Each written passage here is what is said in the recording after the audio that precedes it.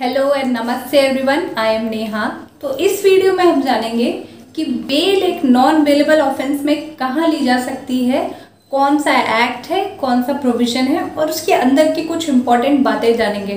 ठीक है, तो स्टार्ट करते हैं। सेक्शन 437 सीआरपीसी का बात करता है कि बेल नॉन बेलेबल ऑफेंसेस में ली जा सकती है।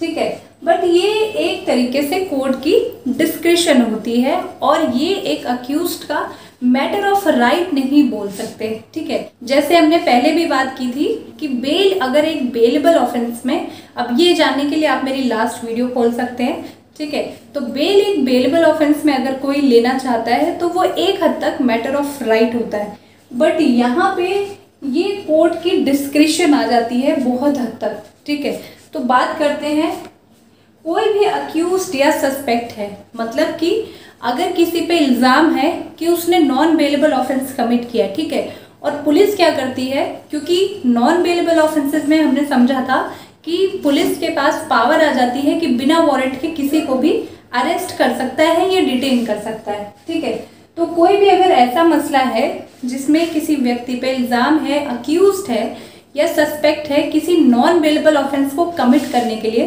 तो ऐसे मसले में वो व्यक्ति क्या कर सकता है, बेल ले सकता है, बिल्कुल ले सकता है सेक्शन 437 के थ्रू।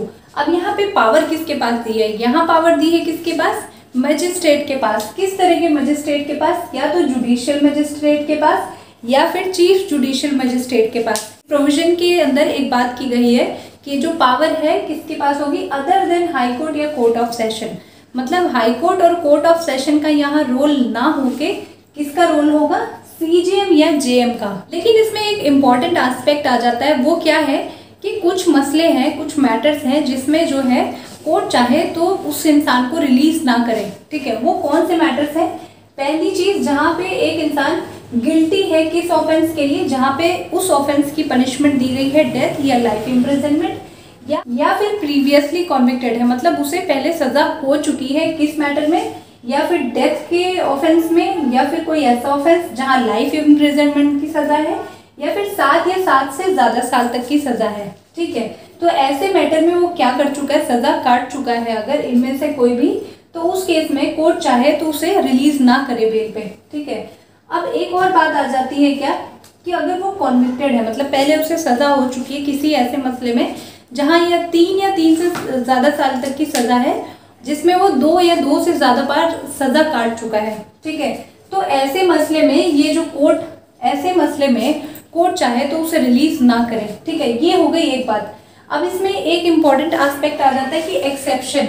अब ये एक्सेप्शन क्या बात करता है, एक्सेप्शन है कि कोई व्यक्ति जो 16 साल से नीचे का है, ठीक है, या कोई औरत है, वुमन है, या फिर कोई ओल्ड, मतलब कोई बुजुर्ग इंसान है या कोई इन्फर्म है जिसकी हालत नहीं है कि उसे अरेस्ट करके हम कस्टडी में रखें। ठीक है, तो उस केस में कोर्ट चाहे तो इन्हें बेल ग्रांट कर सकती है, इजिली रिलीज कर सकती है। अब अगली बात पे आते हैं। अगली बात है कि अगर कोई टीआईपी है, टीआईपी क्या होता है, टीआईपी क्या है, टीआईपी है टेस्ट आइडेंटिफिकेशन परेड। ठीक है, इसका फुल फॉर्म है, ये एक तरह की आइडेंटिफिकेशन होती है, मतलब जैसे आइडेंटिफिकेशन किसका, विटनेसेस का, गवाह का। ठीक है, उनको पहचानने वाला एक प्रोसेस होता है जो कि इन्वेस्टिगेशन के दौरान होता है। ठीक, किसी केस में टीआईपी ओवर नहीं हुई है, मतलब खत्म नहीं हुई है, तो क्या कोर्ट इसको एक ग्राउंड ले सकती है बेल रिजेक्ट करने का, नहीं, ये कोई एक रीजनेबल ग्राउंड नहीं है, और ये बात करता है सेक्शन 437। तो अब नेक्स्ट बात करते हैं क्या, कि कोई पीपी है, पीपी मतलब हो गया पब्लिक प्रोसिक्यूटर की प्रेजेंस क्या मैंडेटरी है, मतलब जरूरी है, बट वो उन मैटर्स में है जहाँ पे 7 साल तक की या उससे ज्यादा की सजा है। ठीक है, बट उन मसलों में नहीं जहाँ पे 7 साल से नीचे कम की सजा है। ठीक है, तो उन मैटर्स में पीपी का होना जरूरी नहीं है, मैंडेटरी नहीं है, और ये बात करता है सेक्शन 437। अब अगली बात जो है इस सेक्शन में दी गई है वो बहुत इंपॉर्टेंट है। क्या, कोर्ट के पास एक और पावर है, वो क्या है, अक्यूज को रिलीज करने की। रिलीज क्या मतलब कि अगर कोर्ट को कोई रीजनेबल ग्राउंड नहीं मिलता है उस अक्यूज को अरेस्ट या डिटेंशन में रखने का, तो कोर्ट चाहे तो उसको छोड़ सकती है इस बिना पे कि उसके लिए कोई रीजनेबल ग्राउंड नहीं मिले उसको अरेस्ट करने के, ठीक है, या कस्टडी में रखने के। ये होती है कोर्ट की एक इम्पॉर्टेंट पार्ट। कोर्ट के पास एक और पावर है, वो पावर है कि कोर्ट चाहे तो अक्यूज्ड या सस्पेक्ट जिसे रिलीज किया है ठीक है, उसको कुछ मैटर्स में, जैसे कि कुछ मैटर जैसे अबेटमेंट का मैटर हो गया जो आईपीसी के अंदर आता है, कि किसी ऑफेंस को कमिट करने में हेल्प करना, ठीक है, किसी क्राइम को अंजाम देने में उसको अबेट करना, इंस्टिगेट करना या साथ देना, ठीक है, वो अबेटमेंट हो गया, वो हम बाद में पढ़ेंगे। एक और पावर आ जाती है कोर्ट पे, वो क्या है कि कोर्ट चाहे तो अक्यूज्ड या जो सस्पेक्ट है नॉन बेलेबल ऑफेंस का, जो बेल लेने आया है, उसको छोड़ते टाइम उस पर क्या कर सकती है, उस पर कुछ कंडीशन लगा सकती है।